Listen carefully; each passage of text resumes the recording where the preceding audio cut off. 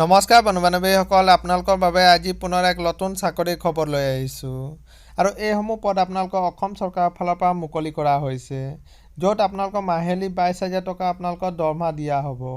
আৰু এইসমূহ পদত আপোনালোকৰ 29 ডিচেম্বৰ তাৰিখে আপোনালোকৰ ইণ্টাৰভিউ অনুষ্ঠিত কৰা হ'ব। আৰু আপোনালোকৰ অৰ্হতা কিমান লাগিব, কিমান বয়সলৈকে আপোনালোকে আবেদন কৰিব পাৰিব, সকলো সবিশেষ জানিবৰ কাৰণে আপোনালোকে ভিডিঅ'টো শেষলৈকে চাই থাকিব। বলক ভিডিঅ'টো আৰম্ভ কৰোঁ। ডিষ্ট্ৰিক্ট কমিশনাৰ লখিমপুৰ ফালৰ পৰা এইসমূহ পদ আপোনালোকৰ মুকলি কৰা হৈছে। ইয়াত কি পদ আছে আপোনালোকে চাব পাৰে। প্ৰথমটো আছে ডিষ্ট্ৰিক্ট প্ৰজেক্ট মেনেজাৰৰ। ইয়াত টোটেল আপোনালোকে এটা ভেকেঞ্চি মুকলি কৰা হৈছে। আৰু মাহিলী দৰমহা আপোনালোকৰ 22,000 টকা আপোনালোকৰ মাহিলী দৰমহা দিয়া হ'ব। 2 নম্বৰ পদটো আছে ডিষ্ট্ৰিক্ট টেকনিকেল ছাপৰ্ট ষ্টাফৰ। ইয়াত টোটেল আপোনালোকৰ দুটা ভেকেঞ্চি মুকলি কৰা হৈছে। আৰু মাহিলী দৰমহা আপোনালোকৰ 14,000 টকা আপোনালোকৰ মাহিলী দৰমহা দিয়া হ'ব।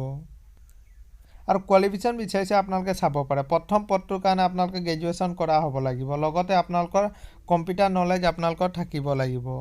আৰু নেক্সট পদটোৰ কাৰণে আপোনালোকৰ যি টেকনিকেল ছাপৰ্ট ষ্টাফ আছে তাৰ কাৰণে আপোনালোকে 12 পাছ লগতে ITI কৰা হ'লে আপোনালোকে এই পদটোৰ কাৰণে আবেদন কৰিব পাৰিব। আৰু বয়স বিচৰা হৈছে আপোনালোকে চাব পাৰে। আপোনালোকৰ 41 বছৰলৈকে আপোনালোকে এইসমূহ পদৰ বাবে আবেদন কৰিব পাৰিব। আৰু এইসমূহ পদৰ বাবে আপোনালোকে অফলাইন আবেদন কৰিব লাগিব। আপোনালোকে চাব পাৰে এইখন এপ্লিকেশ্যন ফৰ্ম আপোনালোকৰ নটিফিকেশ্যনখনত দিয়া হৈছে। এইখন আপোনালোকে প্ৰিণ্ট আউট কৰি ফিল আপ কৰি আপোনালোকে ডাইৰেক্ট ডিষ্ট্ৰিক্ট কমিশনাৰ অফিচত গৈ আপোনালোকে জমা দিব লাগিব।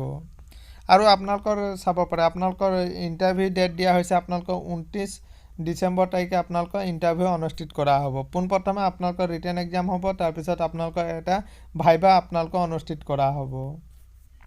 আৰু ভেনু দিয়া হৈছে আপোনালোকৰ ডিষ্ট্ৰিক্ট কমিশনাৰ লখিমপুৰতে আপোনালোকে এই ইণ্টাৰভিউসমূহ অনুষ্ঠিত কৰা হ'ব।